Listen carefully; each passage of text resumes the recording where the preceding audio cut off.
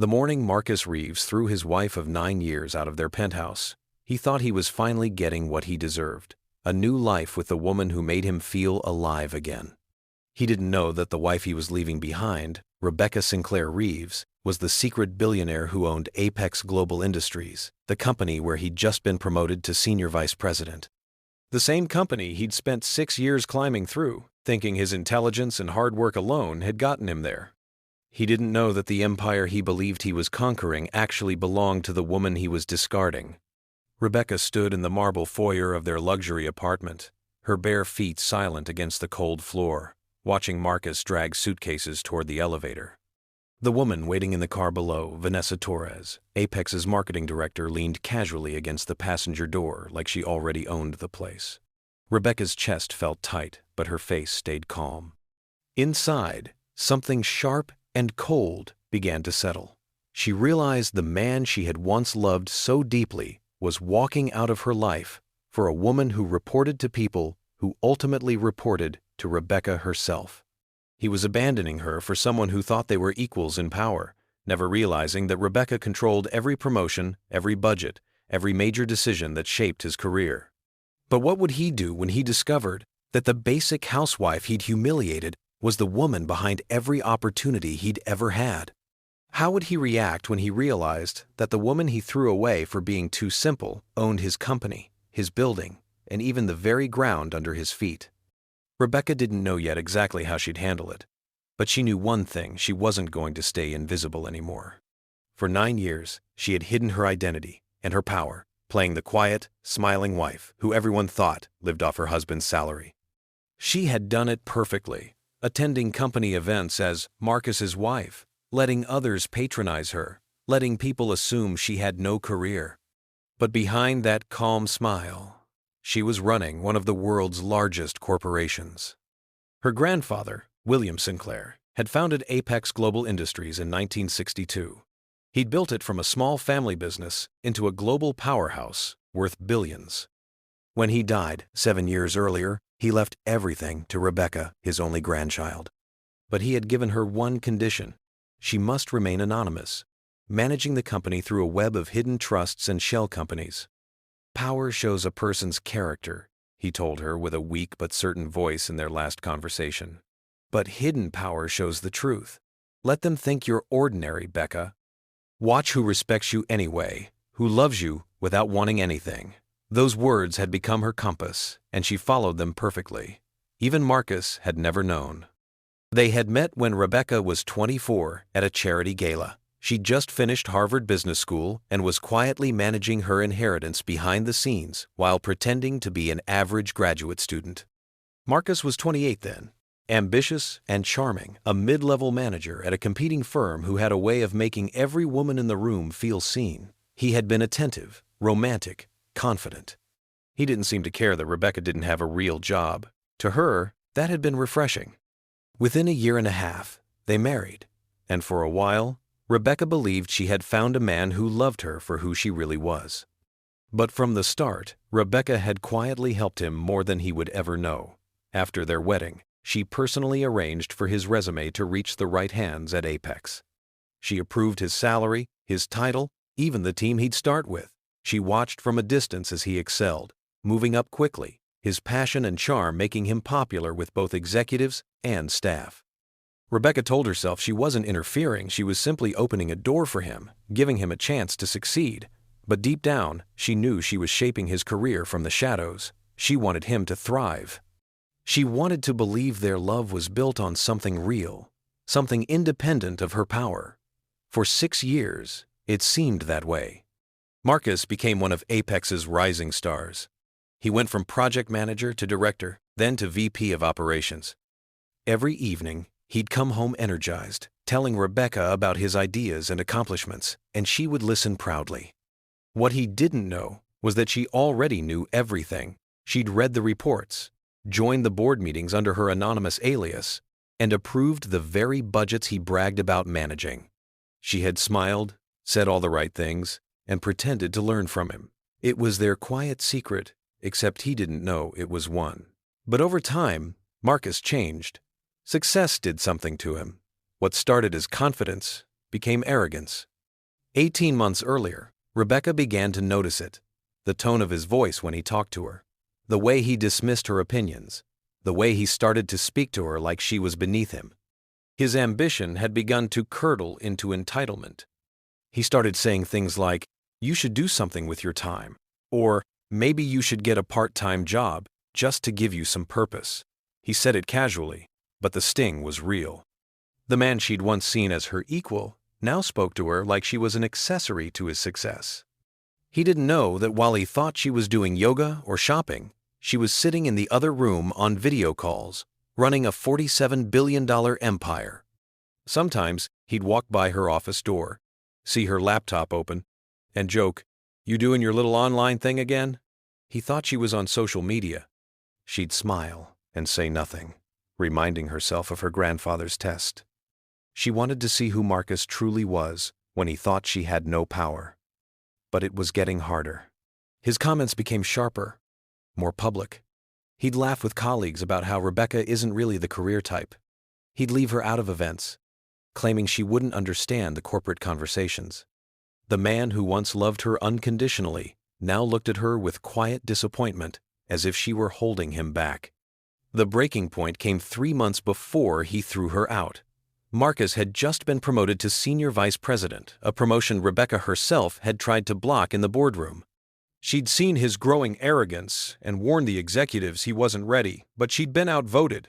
They said his leadership record was excellent. He got a raise, a corner office, and the new title he thought would finally make him untouchable.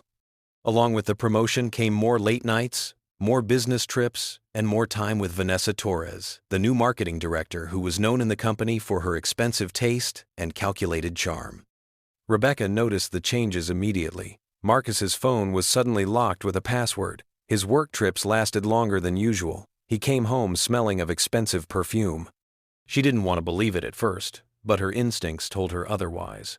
And instincts were something she'd learned to trust both in business and in life. One night, she decided to stop wondering. She quietly hired a private investigator. For a woman who secretly owned a multinational company, that wasn't difficult. The results came back within a week, and they broke her heart. There were photos Marcus and Vanessa together at hotels, dinners, even weekend getaways he'd claimed were business conferences. The report said Vanessa believed Marcus was being groomed for CEO. She told friends she was dating a future billionaire. To her, the relationship was partly romantic, but mostly strategic. She saw Marcus as her golden ticket to power. Rebecca read every word, every detail. Sitting in the hidden office she kept in a downtown building Marcus didn't even know she owned. Her hands shook, but her mind was clear. The irony of it all was almost cruel. Marcus had betrayed the woman who'd built his career for him for someone who only wanted the power she herself possessed. For days, she couldn't decide what to do. Should she confront him? Should she end it quietly? File for divorce? Disappear from his life without revealing who she truly was? But then came the morning that changed everything. The morning Marcus decided he was done pretending. Rebecca was in the kitchen making coffee when she heard the bedroom door open and saw Marcus walking out with 2 suitcases. His expression was cold and certain. Vanessa's Porsche was parked outside, right in front of their building, with the woman herself sitting behind the wheel, sunglasses on, waiting. "I'm leaving," Marcus said flatly. "I filed for divorce. You'll be served this afternoon. I need you out by the end of the week." Rebecca froze, her hand still on the coffee pot. "Marcus, what are you talking about?" "Don't play dumb, Rebecca," he said, his voice sharp. "We both know this marriage has been dead for years. You're not my equal. You've never been my equal. I need someone who matches my ambition, someone who actually belongs in my world. Vanessa understands me in ways you never could." The words hit like a slap. "Your world?" she asked softly. "Marcus, we've been married 9 years. I've supported you every step of the way." "Supported me?" He laughed bitterly. "You've been a passenger, Rebecca. You contribute nothing. No income, no drive, no purpose. I've carried you long enough. Vanessa and I are moving forward." She's being promoted next week, and together, we're going to build something real. Her throat tightened. You're kicking me out of our home? It's my home, he snapped. My income pays for this place. My career made this life possible. You can take your personal stuff, but everything else stays. My lawyer will send you a settlement offer. Don't expect much. You'll get whatever the prenup allows, which is already generous. Rebecca said nothing. She just watched him haul his bags toward the elevator while Vanessa smiled from the car below, smug and victorious. Her heart was breaking, but her face stayed calm. I hope you'll be happy, she said quietly. Marcus paused at the door and looked at her one last time, pity flickering in his eyes. I don't expect you to understand. You've never had ambition. Maybe now you'll finally get a real job. Do something with your life instead of coasting on that little trust fund your family left you. That little trust fund, he mocked, was worth $47 billion. It paid his salary. It owned his company. It owned this building. But Rebecca didn't say a word. Not yet. She only watched him walk away. When the door closed, she stood there in silence. Then she poured the coffee she'd been making and sat at the dining table, the same one he'd bragged about buying but had actually been purchased through one of her shell companies. She stared out the window at the city below and made a decision. Her grandfather's test was over. Marcus had shown her exactly who he was when he thought she had no power. Now, she was going to show him who she really was. She picked up her phone and made 3 calls, one to her lawyer, one to her chief financial officer, and one to the chairman of Apex Global's board, a man who had no idea that the woman on the other end of the line was his true boss. By the time the sun set, everything was in motion. Rebecca felt no anger, no sadness anymore, just clarity. She had loved Marcus once, but now she was ready to show him what it truly meant to underestimate a woman who owned the world he walked on. The weeks that followed felt like watching a storm wash away everything false and leave only truth behind. Marcus's name vanished from the Apex Global system within hours of the meeting. His access card didn't work by the next morning, his company email bounced, and his office was emptied by security. The same colleagues who once greeted him with admiration now avoided his eyes in the lobby. His parking space was reassigned, his photo taken down from the Executive of the Month wall. He didn't even have time to pack his framed certificates. They were shipped to the address listed on his HR file, which, ironically, was the same apartment he no longer had the right to enter. Rebecca's announcement as the true face behind Apex Global hit every major business outlet within a day. Articles titled "The Invisible Billionaire Who Owned Apex All Along" and "Rebecca Sinclair Reeves, the CEO Who Played House," spread like wildfire. Some commentators called her a genius, others called her ruthless. But the story fascinated everyone. Within a week, she was on the cover of financial magazines. Analysts praised her strategic patience, describing her as the embodiment of calm power, someone who had proven that real authority didn't need to be loud to be absolute. While Rebecca was thrust into the spotlight, Marcus's world disintegrated piece by piece. The bank accounts he'd opened jointly with Rebecca were frozen during the divorce proceedings. His company car was taken back by Apex Security. The apartment building's management, owned by one of Rebecca's shell companies, sent him a formal eviction notice. Within a week, he was living in a serviced apartment paid for by his mother's credit card. He spent hours staring at his reflection in the mirror, trying to recognize himself. The man who once bragged about controlling multi-million-dollar budgets now didn't even control his own meals. Vanessa Torres tried to contact him during those first few days, but her own downfall was swift. Her termination letter mentioned ethical misconduct and fraudulent collaboration. Word spread fast across the industry. Her name became poison in corporate circles. Recruiters stopped returning her calls. Friends ghosted her. One former colleague posted on social media, "Lesson learned. Don't build your career on someone else's lies." She deleted her account soon after. Rebecca didn't celebrate their destruction with glee. She didn't need to. The truth was enough. She had spent 9 years hiding behind humility, pretending to be small. Now, She had no reason to pretend anymore. She attended board meetings openly, her name printed boldly on company documents. The same men who once dismissed her as Marcus's wife now stood when she entered the room. Her presence commanded silence, and when she spoke, they listened. Apex's stock rose by 34% within 3 months of her reveal. Investors described her leadership as precise, transparent, and visionary. At home, Rebecca made small changes. She removed the photos that reminded her of Marcus, repainted the living room, and replaced the heavy marble dining table he'd chosen with something lighter, something that reflected her new peace. She spent her evenings with her assistant planning philanthropy projects. She donated $50 million to fund women-owned startups and created mentorship programs for young female executives who struggled to be taken seriously. The irony wasn't lost on her. She had been one of them once, underestimated because she chose silence. But silence was no longer her weapon. It was her past. Marcus spent those months trying to find his footing again, but everywhere he turned, doors slammed shut. Recruiters rejected him before interviews. His LinkedIn messages went unanswered. His reputation as the executive who cheated his billionaire wife became an internet joke. Memes of his shocked face in the boardroom leaked online. A popular business podcast titled an episode "How Not to Sleep with Your Boss's Boss's Boss's Boss." Even job postings for middle management roles seemed out of reach. One HR rep bluntly told him, "We're concerned about your integrity record, Mr. Reeves."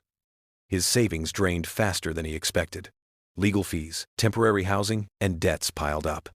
He tried to fight Rebecca's legal team in court, but their lawyers were 10 times sharper, armed with airtight clauses. Every motion he filed was crushed. The prenup drafted years ago by Rebecca's family attorney was ironclad. It didn't just protect her wealth. It penalized infidelity, fraud, and reputational damage. Marcus had ticked every box. By the end of the case, he owed $3.4 million in damages plus legal costs. He sold his watches, liquidated his investments, and still couldn't cover half. One rainy afternoon, his mother called Rebecca. Patricia Reeves was a gentlewoman in her 60s, exhausted and heartbroken. "Please," she said, her voice trembling through the phone. "He's lost everything. He's staying in a motel now. He barely eats. Whatever he did, it's punishment enough." Rebecca listened quietly, staring out the window at the gray skyline. Patricia continued, "He's my son, Mrs. Reeves. He made mistakes, terrible ones, but he's human. I'm begging you, woman to woman, have mercy." Rebecca took a slow breath before responding. "Mrs. Reeves, your son called me dead weight. He told me I had no value, that I contributed nothing to his life. He built his success on my resources and then mocked me for not being good enough. I didn't destroy him. I simply stopped holding him up." There was silence on the other end. Patricia began to cry softly. Rebecca continued, her tone calm but firm. "Everything Marcus had, his job, his home, his career, it all came from me. Every promotion he celebrated, I approved it. Every project he succeeded in, I gave him the opportunity. He thought he built himself, but he never realized he was standing on my scaffolding. When I removed it, he fell. That's not revenge. That's reality." Patricia sniffed. "He can't even afford food sometimes." "Then maybe now he'll learn the value of what he threw away," Rebecca said gently. "I built an empire while he thought I was doing yoga. I ran a billion-dollar corporation while he mocked me for not working. I gave him everything he wanted, except the respect he refused to give me." When the call ended, Rebecca didn't feel triumphant. She just felt closure.